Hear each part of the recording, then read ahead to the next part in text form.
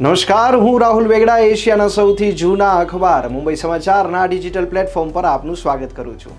ચાલો જોઈએ આજની મુખ્ય હેડલાઇન્સ. વડાપ્રધાન નરેન્દ્ર મોદી 22 અને 23 એપ્રિલ દરમિયાન સઉદી અરબની લેશે મુલાકાત. ક્રાઉન પ્રિન્સ મોહમ્મદ બિન સલમાન સાથે દ્વિપક્ષીય મુદ્દાઓ અને વ્યૂહાત્મક ભાગીદારી મામલે ચર્ચા થવાની સંભાવના. બંને દેશો વચ્ચેના સંબંધોને મળશે વધુ વેગ. નાણાપ્રધાન નિર્મલા સીતારામન 20 એપ્રિલથી 23 એપ્રિલ સુધી અમેરિકા અને પેરુની અધિકૃત મુલાકાતે જશે. IMF વર્લ્ડ બેંકની સ્પ્રિંગ મિટિંગ્સમાં હાજરી આપશે. ભારત મે મહિનામાં અવકાશયાત્રી શુભાંશુ શુક્લાને આંતરરાષ્ટ્રીય અવકાશ મથક પર મોકલશે. જાપાન તરફથી ભારતને મોટી ભેટ. જાપાને ભારત સાથેની દોસ્તીની નિશાની તરીકે ₹600 કરોડની કિંમતની 2 બુલેટ ટ્રેન્સ ભેટ રૂપે આપવાનો નિર્ણય લીધો.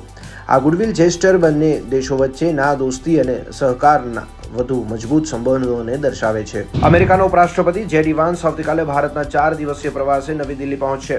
JD વાન્સનો આ પહેલો ભારત પ્રવાસ રહેશે. આજે GPSC વર્ગ 1 અને વર્ગ 2 ની પરીક્ષા યોજાશે. GPSCના ચેરમેન હસમુખ પટેલે આપેલી માહિતી અનુસાર 21 જિલ્લાના 405 કેન્દ્ર પર પરીક્ષાનું આયોજન કરવામાં આવ્યું. ગરમીના કારણે ઉમેદવારોને પોણા 2 કલાક પહેલા પ્રવેશ આપવામાં આવશે. ગુજરાતમાં કાળઝાળ ગરમી વચ્ચે વેસ્ટર્ન ડિસ્ટર્બન્સના પગલે ગરમીમાં આંશિક રાહત. મોટાભાગના જિલ્લામાં તાપમાન 2 ડિગ્રી ઘટ્યું. આજથી 2 દિવસ ભારે પવન ફૂંકાવાની આગાહી. વડોદરામાંથી પસાર થતી કેનાલમાં ડૂબવાનો વધુ એક બનાવ. ગોરાવની કેનાલમાં ધોરણ 4નો વિદ્યાર્થી લાપતા. કોર્પોરેટરના ભત્રીજા સહિત એક મહિનામાં ચોથો માસૂમ લાપતા થયો. IPL 2025માં ગઈકાલે રાત્રે લખનઉ સુપર જાયન્ટ્સ LSGએ રોમાંચક મુકાબલામાં રાજસ્થાન રોયલ્સ RRને 2 રનથી પરાજય આપ્યો. તો આ હતી આજની મુખ્ય હેડલાઇન્સ. આવા જ માહિતીસભર વિડીયોઝ અને મહત્વની અપડેટ્સ માટે જોતા રહો મુંબઈ સમાચારનું ડિજિટલ પ્લેટફોર્મ.